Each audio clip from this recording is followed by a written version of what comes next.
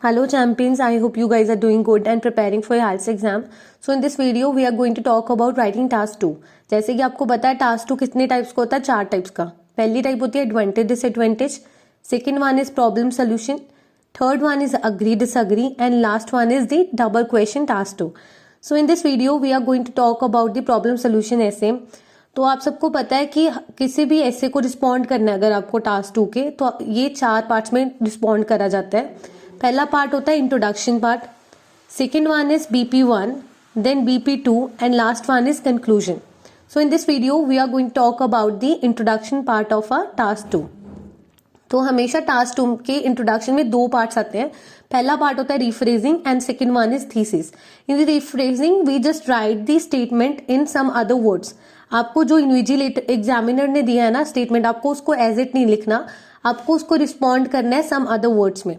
And in the thesis part you right your opinion. जब भी आप टास्क 2 का ओपिनियन लिखो, उसको एक्चुअल में जो आपका ओपिनियन है वही लिखना है. कोई जजमेंट नहीं होती आपके ओपिनियन पे, आपको बट ओपिनियन देना होता है कि what you think about a particular statement. ठीक है, तो आपके रेफरेंस के लिए हमने कोई एग्जाम्पल डाला हुआ है स्क्रीन पे, so that you will be better able to understand how to respond to it. तो हमारा आज का क्वेश्चन है the increase in production of consumer goods result in damage to the natural environment. What are its causes and what can be done to solve this problem? तो जैसे ही हमने देखा इसके कारण, कॉजेस लिखा हुआ है स्टेटमेंट में और सोल्यूशन लिखा हुआ है, तो पता चल गया कि कौन सा टास्क हुआ, प्रॉब्लम सोल्यूशन का. So after identifying the task 2 आपको रिफ्रेज करना है. तो पहले स्टेटमेंट को समझो. स्टेटमेंट क्या है कि प्रोडक्शन, किसकी प्रोडक्शन बढ़ रही है, कंज्यूमर गुड्स की. किसके रिजल्ट से? प्रोडक्शन गुड्स की जो प्रोडक्शन कंज्यूमर गुड्स की जो प्रोडक्शन बढ़ रही है ना, इससे हमारे इन्वायरमेंट पे काफी इम्पैक्ट पड़ रहा है. इसके कारण क्या है और इसके सोल्यूशंस क्या है. ठीक है, तो हमने पहले रिफ्रेजिंग में क्या लिखा हुआ है, in this contemporary era due to rapid increase in global population there is huge rise in demand of various commodities. So to meet this demand there is more manufacturing of these products which put adverse impact on the nature. They are a myriad of reasons of this issue and it can be tackled with the suitable solutions. I am going to discuss both in the impending paragraph. तो हमने क्या लिखा, आजकल के contemporary era में, contemporary का मतलब होता है modern, due to rapid increase in global population. Rapid होता है फास्ट, इंक्रीज किसके इंक्रीज होने में, ग्लोबल पॉपुलेशन में जो इंक्रीज हो रहा है, इन चीजों के कमोडिटीज की डिमांड में भी काफी इंक्रीज आ रहा है. सो जिसकी वजह से हमें इन कमोडिटीज की मैन्युफैक्चरिंग में काफी इंक्रीज करना पड़ रहा है, राइस आ रहा है, जिसकी वजह से हमारे इम्पैक्ट पड़ रहा है इन्वायरमेंट पे. इम्पैक्ट कौन सा पड़ रहा है, बुरा. तो हमने लिखा है एडवर्स. डेट्रीमेंटल भी लिख सकते हो, नेगेटिव भी लिख सकते हो आप. So they are myriad of reason of this issue. इस इशू के काफी सारे रीजंस हैं और इसको आप टैकल कर सकते हो सुटेबल मेजर्स के साथ. मैं दोनों चीजों को अपकमिंग पैराग्राफ में डिस्कस करने जा रही हूँ. अपकमिंग की जगह पे हमने वर्ड यूज करा है इम्पेंडिंग. इम्पेंडिंग का मतलब होता है अपकमिंग. ठीक है, तो हमने देखो कैसे रिफ्रेज करा. उन्होंने बोला था increase in production of consumer goods lets to the damage to the environment. तो हमने क्या खुद से थोड़े वर्ड्स ऐड करे हैं कि आजकल के मॉडर्न एरा में पॉपुलेशन की इंक्रीज होने की वजह से डिमांड इंक्रीज हो रही है, जिसकी वजह से हमें मैन्युफैक्चरिंग बढ़ानी पड़ रही है. उन्होंने वर्ड यूज करा था प्रोडक्शन, हमने यूज कर दिया मैन्युफैक्चरिंग. उन्होंने बोला था कंज्यूमर गुड्स, हमने कंज्यूमर गुड्स की जगह पे यूज करा कमोडिटीज.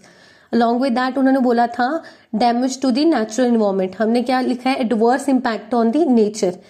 डैमेज की जगह पे एडवर्स इफेक्ट लिखा है, एनवायरमेंट की जगह पे नेचर लिखा है. आफ्टर दैट उन्होंने पूछा था व्हाट आर इट्स कॉजेस, इसके कॉजेस क्या है. हमने बोला they are myriad of reasons of this problem. इस प्रॉब्लम के काफी सारे रीजंस हैं. माइरिड की जगह पर आप टीन लिख सकते हो, न्यूमेरियस लिख सकते हो, plethora, ample of and so on. काफी सारे वर्ड्स होते हैं इसके. It can be tackle with the suitable measures, और हम इस प्रॉब्लम को सुटेबल मेजर्स के साथ सॉल्व कर सकते हो. उन्होंने पूछा था सोल्यूशन क्या है.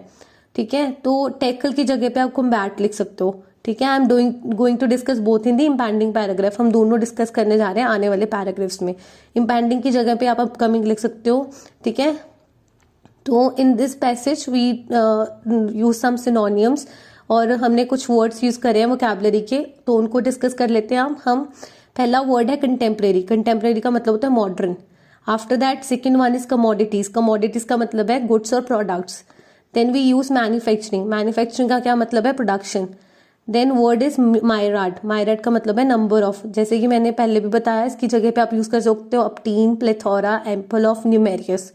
टेकल, टेकल का मतलब होता है कंट्रोल करना, इसकी जगह पे आप कॉम्बैट भी लिख सकते हो, ठीक है। Next word is impending, impending का मतलब होता है अपकमिंग, ठीक है। इम्पेंडिंग की जगह पे आप अपकमिंग यूज कर सकते हो। और आपको पता होना चाहिए इंट्रोडक्शन कितने वर्ड्स में आपको वाइंड अप करना होता है, 35 to 50 words, this is the required length. जैसे कि आपको पता है टास्क 2 को पूरे को रिस्पॉन्ड करना होता है 250 वर्ड्स में, तो इंट्रोडक्शन अगर आप 50 तक वर्ड्स में कवर कर दो, 35 से 50, that is the appropriate length, ठीक है। क्योंकि जो राइटिंग टास्क 2 होता है that is of 40 minutes only, आपको 40 मिनट में अपने स्टेटमेंट को पढ़ना है अच्छी तरह से समझ के, फिर इंट्रोडक्शन, BP1, BP2 और कंक्लूजन, चारों पार्ट्स को रिस्पॉन्ड करना होता है। तो आप सारा टाइम अपने इंट्रोडक्शन पे नहीं लगा सकते, ठीक है। सो हमारा जो आज का टास्क था, इसमें आपको इंट्रोडक्शन के बाद BP1 में क्या जो रिक्वायर्ड परफॉर्म है टास्क 2 का, BP1 में आपको लिखना था कारण क्या है, इसके कॉजेस क्या है। In the BP2 you have to write about the solutions and in the last you should write about the conclusion. So in this way you will be able to